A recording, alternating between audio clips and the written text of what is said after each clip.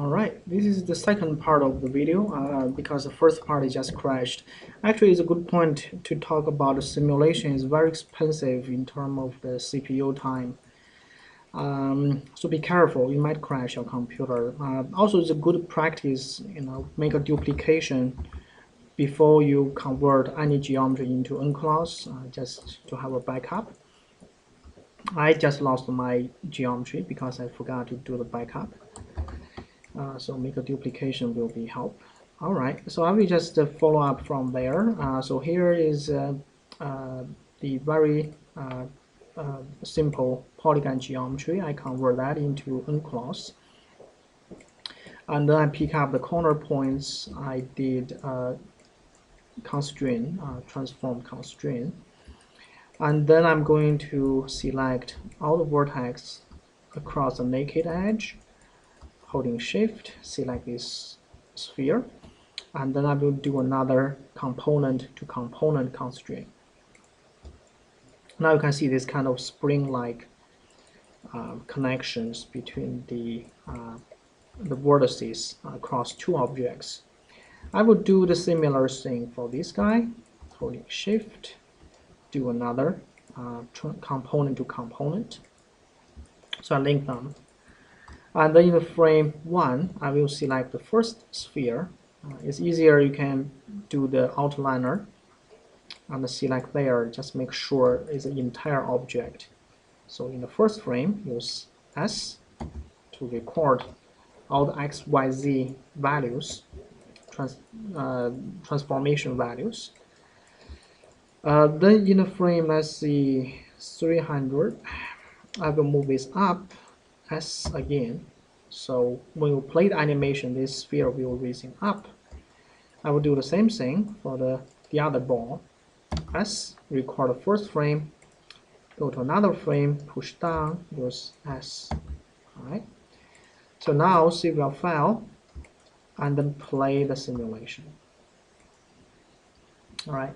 So what happened is you can see because the ball is stretching up and down, it gives you this enough frame to simulate the deformation of the tent. Right, so this is just another way, which is a little bit closer to the reality, how to get the form. You can always select the unclaws in the properties. You can manipulate the nuclear engine. You can change the gravities. It will change everything in real time. You can lower the gravities. You see how the gravity will affect the stretch.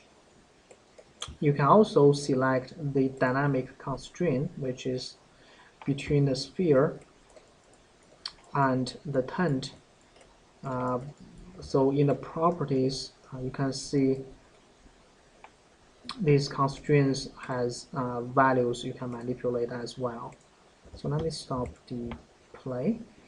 So dynamic constraint, I can set up the you can set up the decay of this. You can set up strengths. It's pretty easy to understand. If I increase the strength, for example, I'll decrease the strength. That's how it start to kind of snapping the point to that sphere. All right. So that is pretty much about the second approach. I believe it gives you a little bit better result. And also, you can always convert the current mesh into a static one. So for example, you are really happy with it, you can duplicate, Control D, you can freeze it into a form. You can also select the edge, double click the edge, right? It's got edge, and then you can convert these edges into a curve. So poly edge to curve. So basically you can have a kind of like a NURB version of it. You can do this as well. And then you convert this to curve. Oh, it's only do the first one. That's interesting. All right, and then if you run the simulation, you can see how that kind of affect. You got a curve. It's a little bit cleaner than polygon. You can also run smooth if you think, well, this is not smooth enough. I can run smooth afterwards.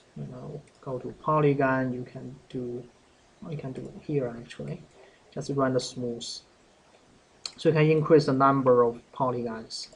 You can set smooth subdivision to 2. You can keep border values at 0. So now I can run the simulation. You got this smooth version. Just keep in mind, this smooth operation is added after the unclosed, so it's not really that expensive because the unclosed simulation still using the low polygon model to calculate, right? So it's not really expensive. So all the operations you added at the end won't affect that much. So for example, let's undo the smooth. So for example, if you select the face, you delete this face. So ideally, simulation will be different because it breaks the corner, the patches. But if you run the simulation, it still kind of behave the same, right? The reason is operated after the simulation. So if you do want to have this being calculated, you should undo. Just get the original mesh surface and then delete all the patches there, and then you can convert to the unclosed. So do the manipulation before convert to the unclosed. That will work. If you do just after, the post operations won't affect the simulation. So for example, if we run the super extrude, for instance, that will not affect the simulation at all. Although it will slow down the play a little bit, but it won't affect the behavior of the material. It won't give you a different resistance about the rubber. It's still kind of counting the rubber at the same way. All right, just keep that in mind about the post operation. Another quick demo I want to actually show you is if you do subdivide a surface, for example, I still start with a 10 by 10 example, 10 meter by 10 meter.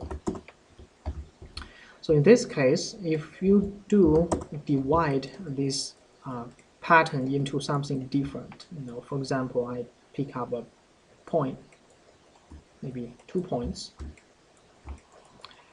and then I go to my edit mesh, I detach my component.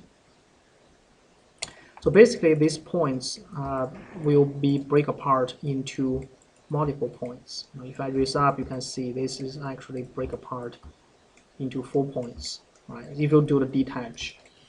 The same thing for the edge. If I choose an edge, all right. Yep.